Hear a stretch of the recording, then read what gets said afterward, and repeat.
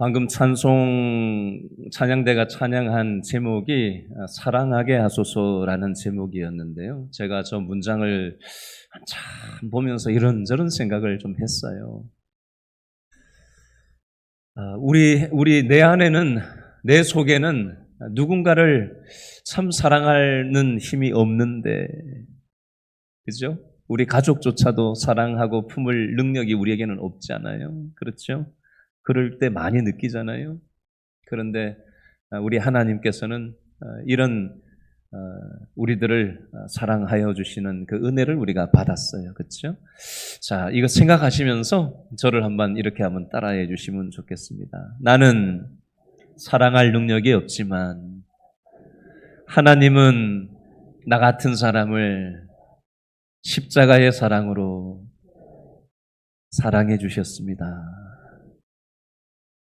자, 우리 옆 사람에게 한번 인사하도록 하겠습니다. 하나님의 사랑 안에서 살아갑시다. 손을 이렇게 드시고 앞뒤 좌우해 보시고 환영합니다. 잘 오셨습니다. 오랜만에 코로나 이후에 처음 나오신 분들이 오늘 보이세요. 코로나 이후에 그 훨씬 이전에 나오시다가 한 5년 정도 만에 오늘 나오신 부부도 보이시고요. 또 진짜 오랜만에 오신 분도 있는데 누군지 소개는 안 할 거예요. 네, 너무 반갑습니다. 지난주에 또 힘들다고 하면서 저한테 마음 나눠주셨던 분도 이렇게 보니까 보이고 반가운 얼굴이 많습니다. 우리나라 윤석열 대통령이 74차 한미 정상회담을 마치고 어제 미국에서 비행기를 타고 오늘 오후에 서울에 도착할 예정에 있습니다. 여러분, 미국 바이든 대통령이 타는 전용 자동차를 타고 다니는데 이 자동차가 가격이 얼마인지 아세요? 요즘 시가는 얼마인지 모르겠고요. 작년 뉴스만 검색돼서 확인해 본 바에 의하면 17억 원입니다. 차의 무게가 몇 톤인지 아세요? 9톤이에요, 9톤. 7인승짜리가 9톤. 이 차의 스펙에 대해서 좀 말씀을 잠깐 드려볼게요. 이 차는 별명이 있는데 영어로 더 비스트라고 하고요. 한국말로 하면 야수라고 하는 차의 별명이 있어요. 야생 짐승과 같은 그런 무게하고 큰 몸집 때문에 이런 야생 짐승과 같다라고 해서 야수, 영어로는 더 비스트라고 하는 이 바이든이 타는 이 차가 그런 별명을 가지고 있어요. 어떤 성능을 가지고 있는지 소개드려 볼게요. 이 차는 탄도무기나 폭발물이나 화학무기 공격을 견뎌낼 수 있도록 준비가 됐답니다. 그리고 자동차 문짝 두께가 20.3cm예요. 제 이 손뺨을 아프게 쫙 펴가지고 자로재 보니까 정확히 20cm더라고요. 이만큼 두께가 차 두께예요. 엄청난 두께죠. 이게 어느 정도 두께냐? 제트 비행기의 조종석 문짝이 이거하고 비슷한 두께예요. 차량 밑바닥은 두께가 12.7cm, 방탄 유리의 두께만 13cm. 그러니까 이게 총을 쏴도 이게 못 뚫고 가는 거예요. 그리고 차가 가다가 쥐레를 밟아도 견딜 수 있는 그런 성능을 가지고 있다고 합니다. 차가 펑크가 나도 달릴 수 있도록 특수 타이어가 장착이 되어져 있고요. 고도의 통신 기능과 긴급 의료 장치도 갖춰져 있어서 대통령이 만약에 다쳤다 그러면은 수혈을 할 수 있도록 대통령 피와 같은 걸 준비를 딱 갖추고 있고요. 산소 공급 장치, 위성 전화, 차에는 열쇠 구멍도 없대요. 백악관 경호원들만 차문을 여는 방법을 알고 있고 보안이라서 어떻게 여는지 몰라요. 야간 투시 카메라도 달려 있다고 합니다. 별게 다 있죠. 그러니 17억 들었겠죠. 여러분, 튼튼하고 안전한 차예요. 그렇죠? 근데 이 차를 타면 마음이 편안하고 안심이 돼야 되겠죠? 그런데 이 차를 타고 앉아 있어도 불안하답니다. 지금으로부터 60년 전 1963년에 미국의 케네디 대통령이 대통령일 때 그때도 방탄차가 있었는데 수많은 시민들이 쫙 도열을 해 있고 방탄차를 탄 케네디 대통령이 60년 전에 차를 타고 지나가다가 뚜껑을 열고 살짝 몸을 드러냈을 때 총을 쏴가지고 그때 케네디 대통령이 사망을 했고 그 당시 영상이 검색해 보니까 그대로 나오더라고요. 총을 쏘고 총을 맞고 쓰러지는 장면을 여러분 검색 케네디 대통령 그 피살 이렇게 딱 검색하면은 요즘은 시대가 좋아가지고 60년 전 사건을 정확하게 그 장면을 영상에서 재현해서 볼 수가 있는 시대가 됐습니다.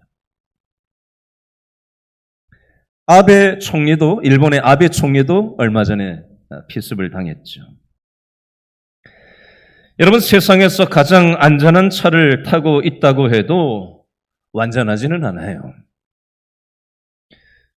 여러분 이 세상에 있는 것들은 완전하게 우리를 보호해 줄 수 없습니다.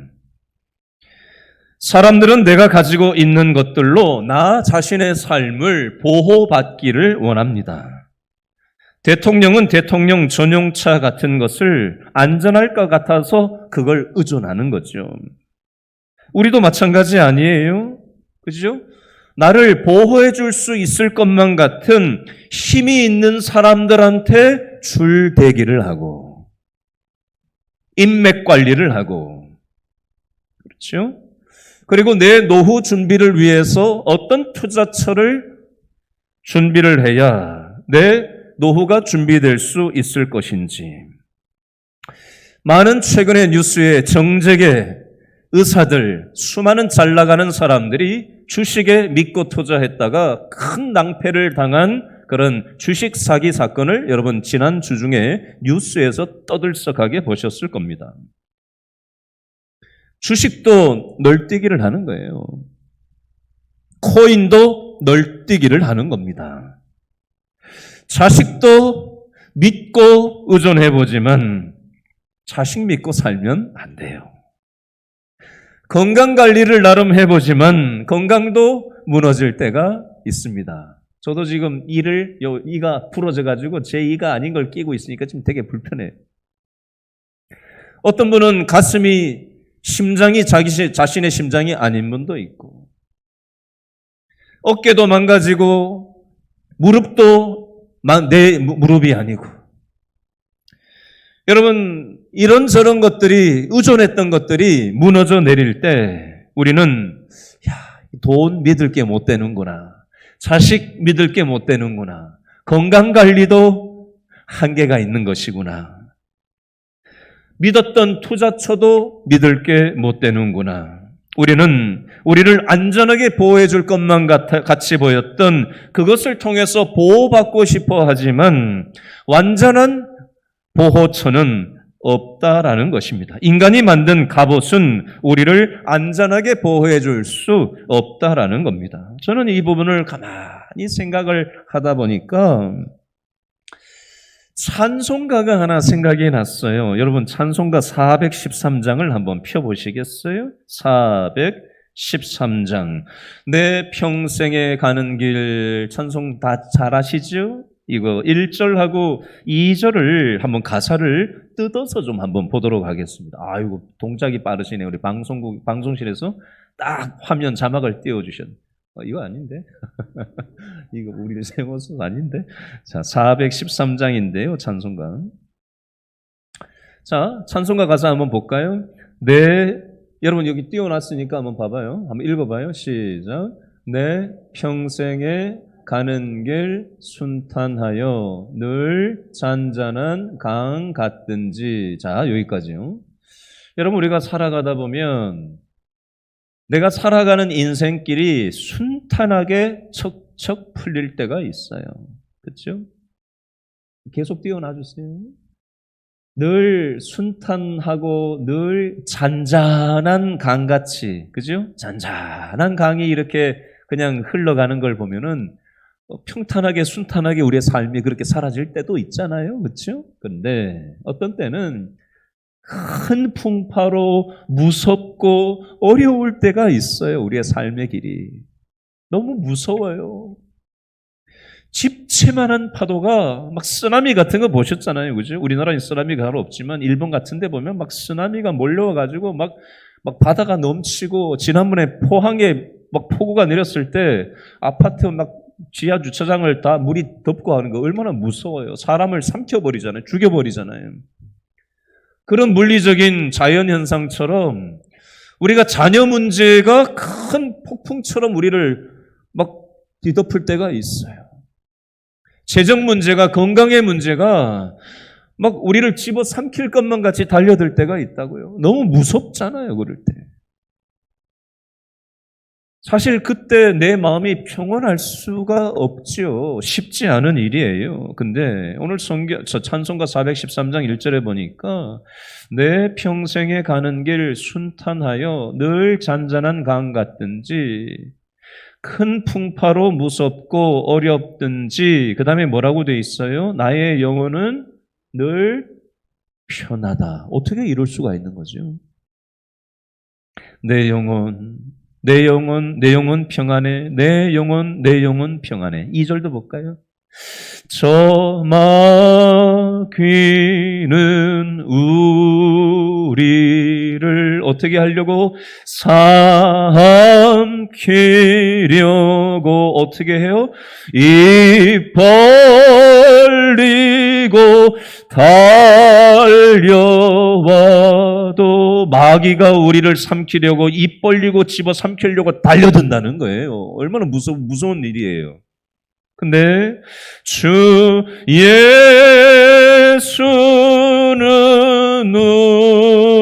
우리의 대장되니 끝내 싸워서 이기리라. 사단 마귀가 나를 집어삼키려고 입 벌리고 달려들 때 내가 싸워가지고는 못 이긴다고요. 근데 누가 대신 싸워준다는 거예요? 우리 대장 되시는 예수님께서 대신 싸워주시기 때문에 내 영혼이 평안할 수 있다라고 이 찬송의 가사가 기록되어져 있어요. 여러분, 이 사실을 우리는 생각할 수 있어야 합니다. 여러분, 인간의 보호 도구를 가지고는 불완전해요. 그러나 하나님이 우리 인생을 보호해 주시면 하나님은 부자만 보호하시는 분이 아니에요. 하나님은 부자든 가난한 사람들이든 차별하지 않으세요.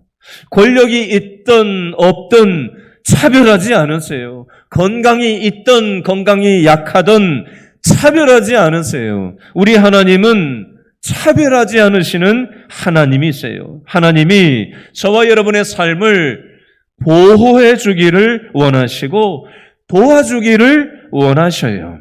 하나님의 이런 도움과 보호를 여러분 받고 싶지 않으세요? 나는 하나님의 도움 따위는 필요 없다. 손 들어보세요. 나는 하나님의 보호, 도움 따위는 필요 없다. 나는 자신감이 있고 돈도 노후도 어느 정도 내가 살아갈 때까지는 먹고 살만하고 건강관리도 어느 정도 여기저기 뭐 나이가 들어서 아프긴 하지만 그래도 어느 정도 내가 관리할 수준이 되고, 혹시 이런 어떤 따위의 마음을 혹시 갖고 그것에 내 삶의 안전장치라고 생각하고 살아가고 있지는 않으십니까? 여러분, 오늘 예배에 나오신 분이라면 이런 생각을 가지신 분은 저는 없다라고 생각돼요. 여러분, 하나님의 보호를 받고 싶으십니까? 그러면 어떻게 해야 하나님의 보호를 받으면서 살아갈 수 있을까요? 오늘 말씀을 통해서 하나님의 보호를 다윗이 경험하면서 살았다면 우리도 다윗이 경험한 하나님의 보호를 경험하면서 살아야 되겠잖아요. 그러면 어떻게 다윗은 하나님의 보호를 받았으며 우리는 어떻게 해야 하나님의 보호를 받는 인생을 살아갈 수 있을 건가? 이걸 생각을 두 가지 측면에서 좀 정리를 해보려고 합니다. 자, 먼저 첫 번째는요. 하나님의 보호를 받으려면은 무엇을 기억을 해야 되나? 여러분, 우리는 에덴 동산에서 살고 있습니까? 우리가 살아가는 세상이 에덴 동산입니까?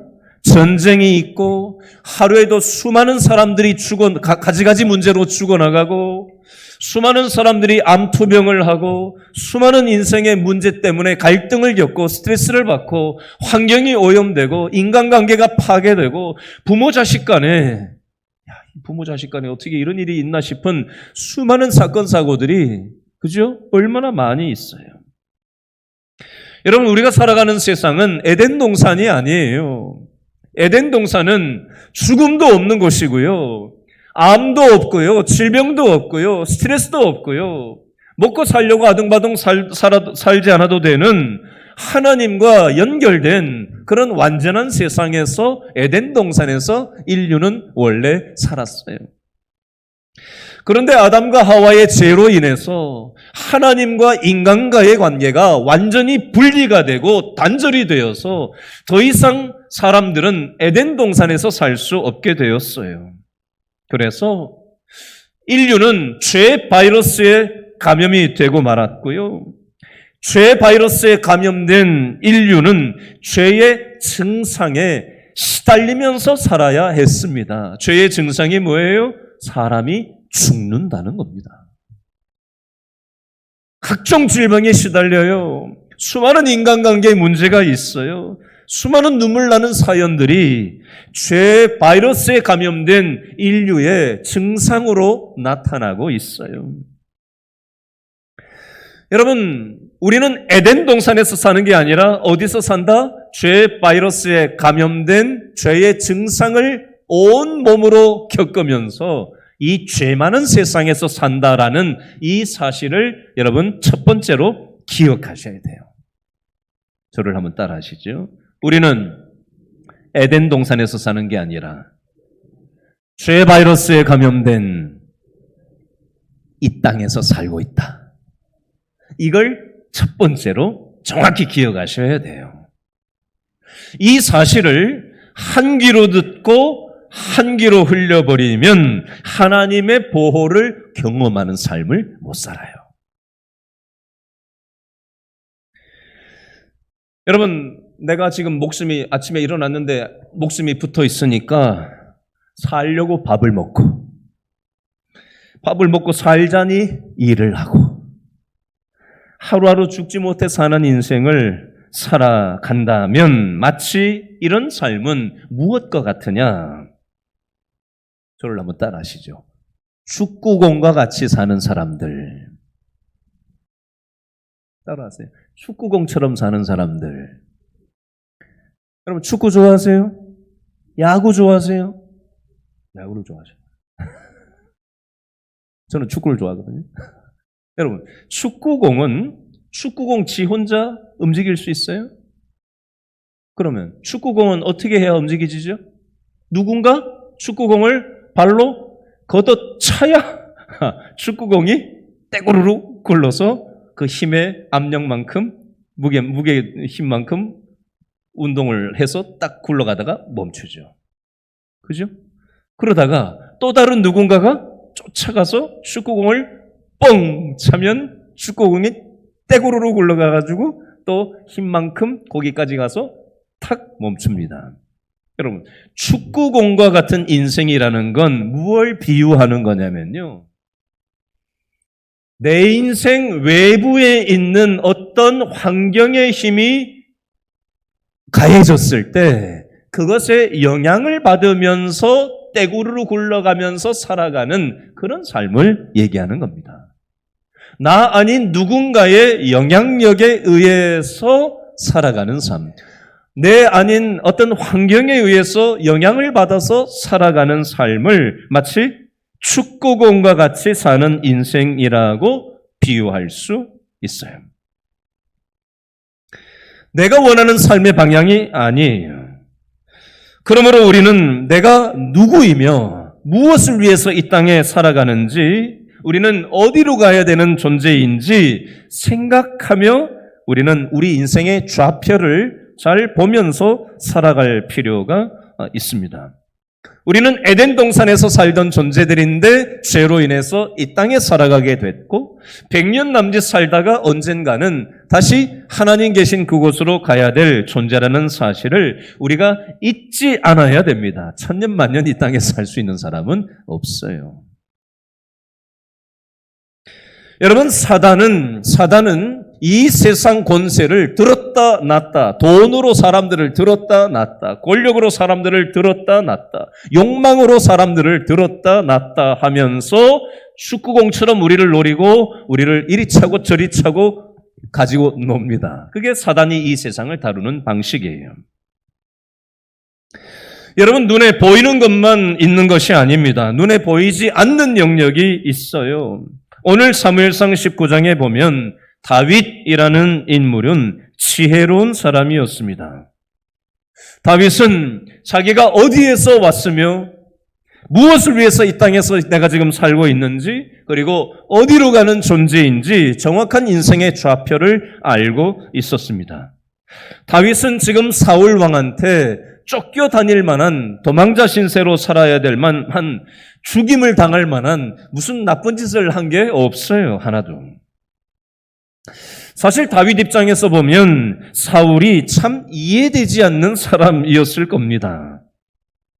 오늘 사무엘상 19장 1절에 보니까 사울 왕이 자기 아들 요나단하고 신하들을 불러 모아놓고 다윗을 어떻게 해라? 19장 1절 다윗을 어떻게 해라? 죽이라. 19장 2절에도 보니까 아들 요나단이 친구 다윗한테 가가지고 뭐라 그래요? 내 아버지 사울이 너를 지금 죽이려고 한다. 19장 10절에 보니까 실제 창을 들어가지고 다윗을 던져서, 투창을 던져서 죽이려고 시도를 하는 장면이 나오죠. 19장 11절에 보니까 사울이 자기 밑에 있는 전령들을 다윗이 사는 집에 보내가지고 아침에 다윗을 쥐도새도 모르게 죽이려고 이제 모의하는 그 상황이 성경에 기록이 되어져 있고, 이 사실을 알고 있던 11절에 다윗의 아내 미갈이 남편을 빼돌리죠. 자기 아버지 사울 왕이 죽이려고 한다는 걸 알고 죽지 않게끔 도망갈 수 있도록 하고는 거짓말로 그 상황을 모면하는 장면이 11절부터 17절 말씀이 되겠습니다. 자, 복잡한 얘기를 했는데요. 간단하게 얘기하면요. 다윗의 입장에서는 사울 왕이 자기를 죽이려고 하는 게 이해되지 않는 상황이었어요. 그리고 사울의 행동이 앞뒤가 안 맞는 게 막 죽이겠다고 해놓고 또 아들 요나단이 자기 아버지 사울 왕한테 다윗이 잘못이 없는데 왜 죽이려고 하세요, 아버지라고 직언을 했더니 사울 왕이 뭐라고 얘기하죠? 19장 6절 말씀에 보니까 여호와께서 살아계심을 두고 맹세하거니와 그가 다윗이 죽임을 당하지 아니하리라 라고 또 안 죽이겠다 라고 얘기를 해요. 어떨 때는 죽이겠다, 어떨 때는 안 죽이겠다, 어떨 때는 기분이 또 이렇게 확 하면은 또 죽이겠다, 안 죽이겠다. 여러분, 사울 왕만 이렇습니까? 저와 여러분의 마음과 생각 속에 삶의 태도에 있어서도 사울과 같은 면모가 있어요. 우리는 누군가를 죽여버리고 싶은 마음이 생길 때가 있어요. 그런 거 없으세요?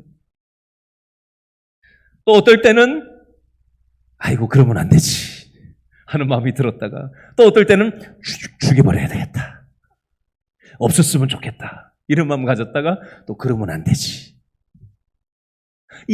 나도 내 마음을 이해할 수 없을 만큼, 그죠? 우리도 사울과 같은 그런 속성이 우리의 인간 욕망 안에 사울과 같은 사울의 길을 걷는 인간의 욕망이 우리 속에도 꿈틀대고 있지 않습니까? 여러분 적용해 보면 우리 주변에도 사울과 같은 사람들이 있어요. 멀리서 찾지 마세요. 내 배우자가 사울과 같은 노릇을 할 수가 있고요. 제가 너무 거칠게 얘기하나요? 내 자녀가 사울과 같은 역할을 할 수가 있고요. 부모가 자녀를 사울과 같은 역할로 대할 수도 있습니다. 가정 안에서만 적용한 겁니다. 내 모든 인간관계가 내 옆에 있는 누군가를 살리는 쪽으로 생각할 수도 있고 죽이는 쪽으로 생각할 수도 있고 오늘 성경 본문만 사울만 그런 게 아니죠. 어쨌든 우리는 다윗과 같이 이해할 수 없는 삶의 상황을 맞닥뜨릴 때가 있습니다. 왜 그래요? 죄 바이러스에 감염된 인류는요, 사람을 살릴 능력이 없습니다. 그러니까 죽이려고 드는 거예요. 그게 누구든.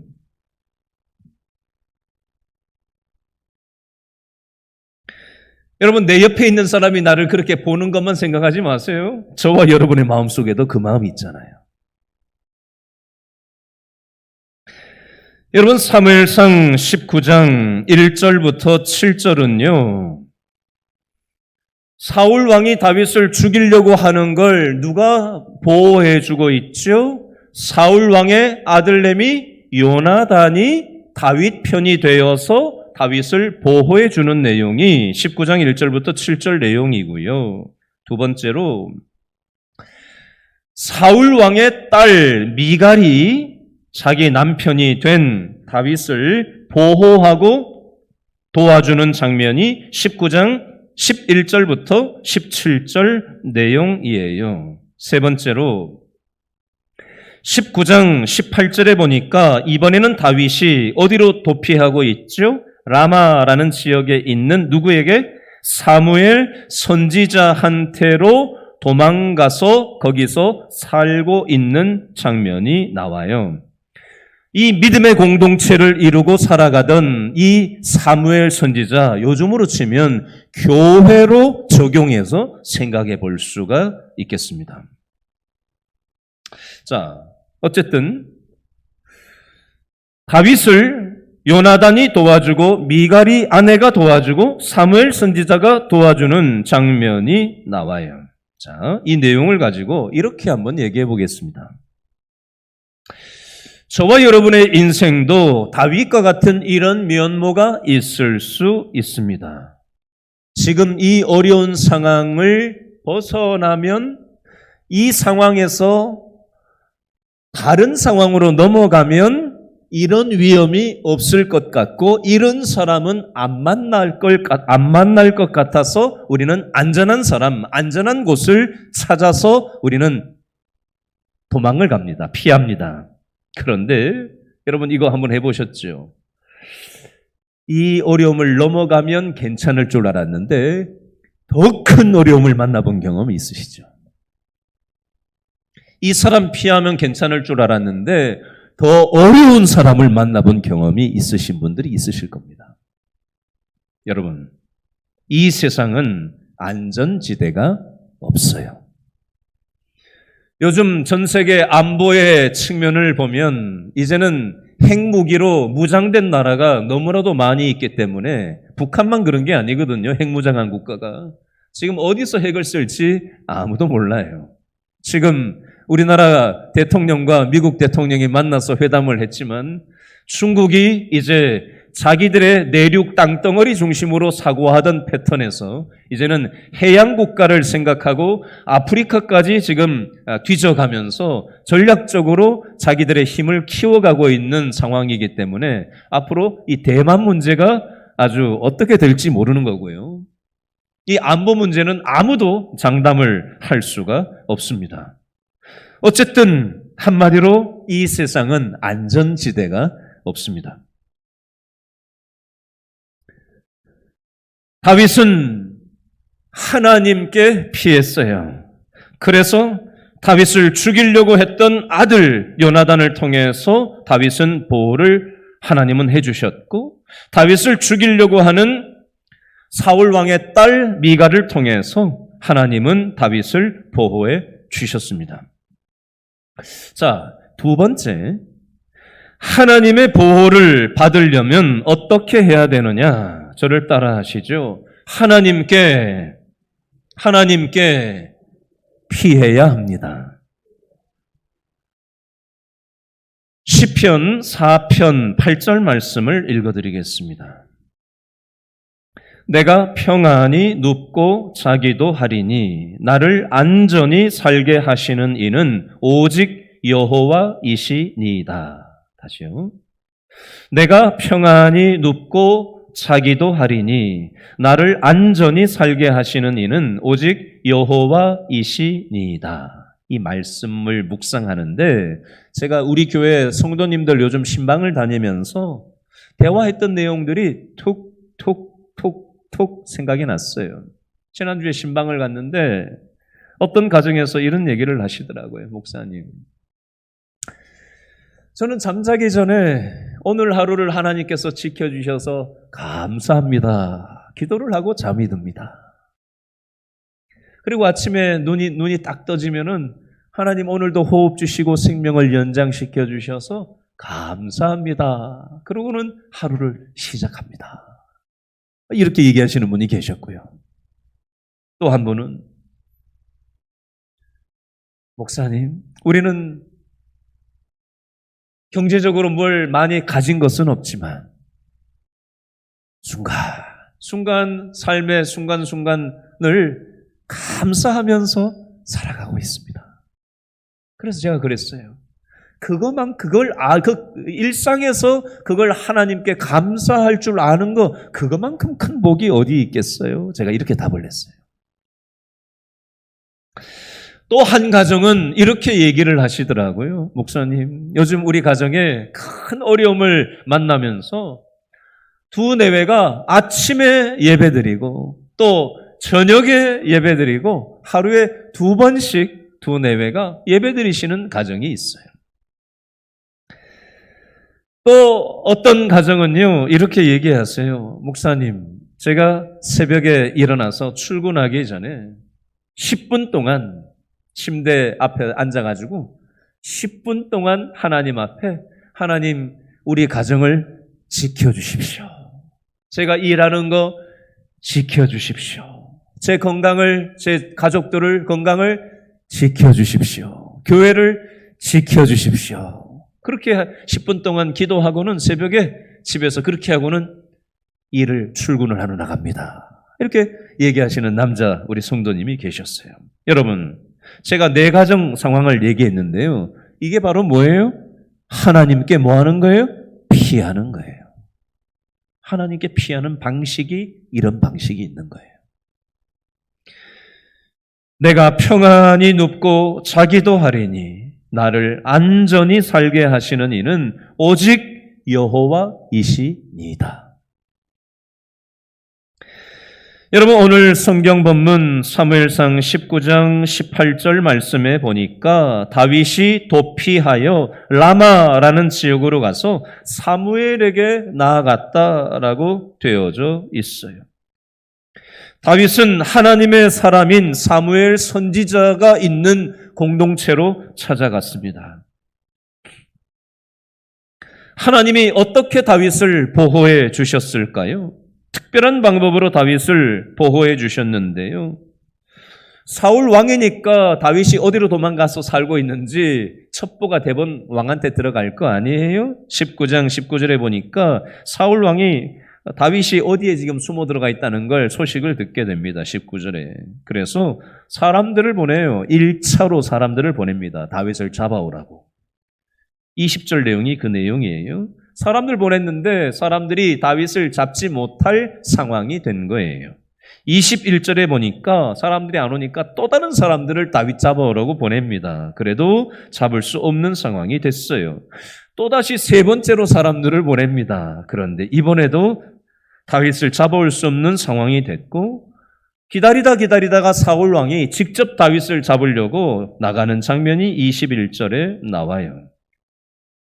근데 사울 왕도 거기에서 예언을 하게 되고 또 다윗을 잡으려고 하는 그 의지가 무력화되는 그 상황이 22절, 23절, 24절 내용에 나와요. 근데 이 내용이 오늘날 우리가 살아가는 현실의 내용하고는 너무나도 동떨어진 내용이고 우리가 이해하기 너무 어려운 방식으로 기록이 되어져 있기 때문에 이거를 어떻게 여러분들에게 설명을 드릴까 하다가 제가 여러분들이 이해하기 쉬운 예를 하나 좀 드리려고 합니다. 제가 설교하면서 몇 차례 얘기를 드렸던 예화이긴 하지만 여러분들에게 이 본문을 이해하기에 좋은 적합한 예라서 한 번 더 인용을 하려고 합니다. 제가 부목사로 안산에 있었을 때 있었던 일입니다. 권사님 한 분이 저한테 이런 얘기를 하셨어요. 목사님, 우리 교회에 초등학교 6학년짜리가 학교 앞에서 신호등 건너려고 서 있다가 뺑소니 차에 치여가지고 그 아이가 식물인간이 됐던 적이 있습니다. 그 소식을 본인이 새벽 예배에 나왔는데 그 소식을 듣고 자기가 그 엄마를 알지도 못하는 사람인데 너무 마음이 아파가지고 통곡이 나오더래요. 통곡이. 그래서 교회가 막 떠나갈 정도로 막 통곡을 하면서 남의 집 아이를 위해서 그렇게 울면서 기도를 했대요. 근데 그 통곡하면서 기도하는 것이 새벽 예배 끝남과 동시에 끝난 게 아니고 집에 갔는데도 계속 생각이 나서 견딜 수가 없더라는 거예요. 그래서 계속 집에서 기도를 했대요. 그 가정을 위해서. 하루 그렇게 기도하고 이틀 기도하고 하는 중에 자기 말이 나오지 않는 상태가 됐대요. 내가 소리를 의지를 내서 내야 되는데 소리가 안 나오는 상태가 됐대요. 세상에서는 의학적으로는 실어증이라고 얘기하죠. 제가 실어증인 사람 본 적이 있거든요. 지난번 교회 청년 하나가 실어증이었다고 회복된 사람이 하나 있었어요. 근데 이분은 기도하다가 소리가 안 나오는, 낼래야 낼 수 없는 상태가 된 거예요. 그래서 그래도 기도만 했대요. 첫째 날, 둘째 날, 셋째 날, 3일을 꼬박 시간 날 때마다 집에서 계속 기도를 했대요. 그러다가 그 사고 난 집 아이가 양천구 목동에 있는 이대 목동병원에 입원해 있다는 얘기를 전해 듣고 지난번 제가 사역했던 교회는 어른만 10,000명이 넘는 교회였기 때문에 교구가 20몇 개나 있어요. 그러니까 다른 교구면 누가 누군지 몰라요. 같은 교인이라도. 그러니까 남의 다른 교구인데 신방을 갈 일이 없는 거거든요. 근데 이대 목동병원에 그 입원해 있는 채 몇 달이 지난 그 가정을 놓고 계속해서 기도하던 이분이 마음속에 내가 그 집을 위해서 좀 같이 신방 가서 기도해 줘야 되겠다라는 마음이 들어가지고 알지도 못하는 남의 엄마를 위해서 그 아이를 만나러 이대 목동까지 간 거예요. 안산에서 신방을 간 거예요. 갔는데 가서 인사를 하고 기도를 하려고 하는데 목소리가 안 나왔던 게 말이 탁 터지면서 방언 기도가 막 나오기 시작하더래요. 그러면서는 그 엄마하고 식물인간 된 아이 엄마하고 부둥켜 안고 울면서 이런저런 얘기를 나누었대요. 근데 이대 목동병원 바로 앞에 창에서 내려다보면 거기 중학교가 하나 있어요. 사고 나서 식물인간 된 아이는 초등학교 6학년 때 사고를 당했던 것이고 겨울에 몇 달 동안 그 이대 목동병원에 입원한 채 전혀 진전이 없는 채 있는데 꽃이 피고 봄이 되고 신학기가 되어가지고 우리 아들도 멀쩡했다면은 지금 중학교 1학년 저놈들처럼 저렇게 뛰어다닐 텐데 지금 식물인간이 돼가지고 지금 누워있는 그런 상태니까 엄마 입장에서 마음이 얼마나 힘들었겠어요. 그러고 있는데 알지도 못하는 권사님이 자기 아이를 위해서 기도하느라 말이 안 나오는 상태가 됐었고 그럼에도 불구하고 통곡하면서 3일을 밤낮 기도하다가 알지도 못하는데 이 멀리까지 와서 자기를 위로하라고 기도해 주려고 오고 그 말이 터지는 그 과정을 전후 문맥을 얘기를 들으면서 이 권사님이 아들이 다친 그 엄마가 큰 위로를 얻었다는 얘기를 제가 직접 들었어요. 이분도 제가 교구를 했고 이분도 제가 다친 엄마도 제가 교구를 맡아서 교구가 돌아가면서 이분도 마침 또 교구를 맡게 돼서 그 얘기를 이분한테도 따로 듣고 이분한테도 따로 들어서 그 내용을 잘 알고 있어요. 근데 그 아이는 몇 년 뒤에 천국을 갔어요. 결국. 그런데 그 엄마가 얼굴 표정이 어떤지 아세요? 얼굴 표정이 얼마나 예쁜지 몰라요. 예쁘게도 생겼지만 이게 믿음이 꽉 들어찬 사람은요, 눈매가 달라요. 성형수술해서 그런 표정이 나오는 게 아니에요. 화장을 예쁘게 한다고 그런 표정이, 얼굴이 나오는 게 아니에요. 그분이 전도대장이에요, 전도대장. 전도를 얼마나 열심히 하고 얼마나 기쁘게 살아가는지 몰라요.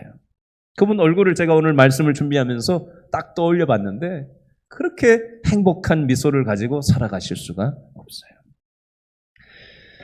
여러분, 사울 왕이, 절대 권력자 사울 왕이 다윗을 잡아 죽이려고 이렇게 저렇게 별짓을 다 했지만 하나님께서 다윗을 보호하시니까 사울 왕이 건드릴 수 없었고요. 오히려 사울 왕의 아들이 다윗을 보호하고 사울 왕의 딸 미갈이 다윗을 보호하고 하나님께서 믿음의 공동체 안에서 사무엘 선지자와 함께 믿음의 공동체 안에서 다윗을 보호해 주시더라는 것입니다. 여러분, 다윗은 하나님께 피했어요. 그래서 보호하심을 입게 되었습니다. 로마서 8장에 보니까 이런 말씀이 있어요. 누가 우리를 그리스도의 사랑에서 끊으리요? 환난이나 곤고나 박해나 기근이나 적신이나 위험이나 칼이랴. 다른 아무 피조물이라도 우리를 우리 주 그리스도 예수 안에 있는 하나님의 사랑에서 끊을 수 없으리라 라는 말씀이 있어요. 여러분, 우리가 이 땅을 살아가다 보면 인생의 무게가 굉장히 무거워질 때가 있습니다. 그때 어떤 말씀을 기억해야 되냐면요, 시편 68편 19절 말씀을 메모를 해놓으시고 여러분 딱 붙잡으시기를 바라요. 읽어드릴게요. 날마다 우리 짐을 지시는 주 곧 우리의 구원이신 하나님을 찬송할지로다. 여러분, 우리의 인생의 짐이 우리의 어깨가 무거울 때가 있어요. 그렇죠? 근데 우리의 어깨 뒤에는 인생의 짐만 있는 게 아니라 하나님이 날마다 우리 짐을 대신 져주시려고 하나님이 우리의 등 뒤에 계시다는 거, 여러분 그거 믿으셔야 돼요. 그래야 하나님의 보호를 경험할 수가 있습니다. 하나님이 우리를 보호해 주시고 인도해 주시는데도 무감각하게, 영적으로 무감각하게 살아가는 사람들이 있어요. 저도 죽을 고비를 여러 번 넘겼던 적이 있습니다. 물에 빠져 죽을 뻔한 적도 있고요. 20살 때는 수련회 간다고 승합차에 우리 청년들이 꽉 타고는 어떤 집사님 한 분이 운전을 하고 고속도로를 쫙 달리고 있는데 그 전날 눈이 하도 많이 와가지고 차들이 그냥 쫙 서 있는 거예요. 그래서 운전하시던 집사님이 쭉 속도를 줄여가지고 멈추다가 왠지 차를 갓길로 빼고 싶은 마음이 들어서 백미러를 보고 그렇게 한 게 아니라, 뒤에 뭐가 오나 안 오나 보고 그렇게 한 게 아니라 왠지 이걸 갓길로 빼고 싶은 마음이 들더라는 거예요. 딱 빼자마자 그냥 꽝 한 거예요. 앞에는 대형 트럭이 서 있었고 뒤에는 고속버스가 갔다가 들이받아가지고 고속버스 앞면 전체가 다 나갔어요. 한번 상상해 보세요. 승합차가 그 사이에 끼어 있었으면, 우리 차가 끼어 있다면 어떻게 됐을까요? 보통 세게 박은 게 아니었거든요. 다 나갔으니까. 여러분, 하나님께서는 우리의 삶의 여정 속에 우리를 보호하실 때가 있어요. 제가 한 번은 고속도로를 졸음운전을 한 적이 있어요. 먹고 살려고 저도 투잡을 뛰었던 적이 있거든요. 하도 피곤해가지고 한 120km로 운전을 하고 고속도로 1차선을 달리는데 졸다가 휘청해가지고 2차선, 3차선, 4차선, 5차선 이렇게 갔던 적이 있어요. 차가 왔으면 어떻게 됐겠어요? 차가 안 왔더라도 그 속도로 확 꺾었으니까, 그죠? 근데 한 개도 다치지 않고 그렇게 정신이 바짝 들었던 그런 경험도 있어요. 저만 그런 게 아니라 여러분들도 지금까지 살아오시면서 죽을 고비나 또 인생의 큰 위험에 처했던 적이 있었을 거예요. 그때 이건 하나님이 보호해 주시지 않으면 이렇게 될 수가 없는 일이다라는 걸 여러분 경험하신 분들이 계실 거예요. 그런데 또 정신없이 우리가 먹고 살려고 아둥바둥 살다 보면 하나님이 내 인생을 보호하고 계시고 내 인생의 짐을 져주시는 분이라는 걸 우리가 놓치고 한 귀로 듣고 한 귀로 흘리는 그렇게 영적인 무감각한 상태로 우리가 신앙의 삶을 살아갈 때도 있지 않습니까? 여러분, 오늘 말씀을 우리가 돌아보면서 우리가 이 세상은 안전지대가 없다라는 사실, 그리고 하나님께 피할 때 우리의 삶이 보호받을 수 있다라는 사실을 여러분 기억하시고 그걸 안다면 감사가 나오게 돼 있어요. 근데 이게 안 느껴지면 감사는 개뿔 이렇게 되는 거예요. 여러분, 우리는 우리의 힘만으로는 이 세상을 살아갈 수 없는 사람들입니다. 하나님께 피하는 것은 하나님을 순간순간 의지하는 것입니다. 때로 이해할 수 없는 일이 우리의 삶 가운데 일어날지라도 하나님께 기도하고 하나님을 의지하면서 우리가 살아갈 때 하나님의 보호를 체험하며 살아갈 수가 있습니다. 저와 여러분 모두가 다윗과 같이 하나님의 보호를 경험하며 감사하며 믿음으로 살아가는 저와 여러분 될 수 있기를 바랍니다. 기도하겠습니다.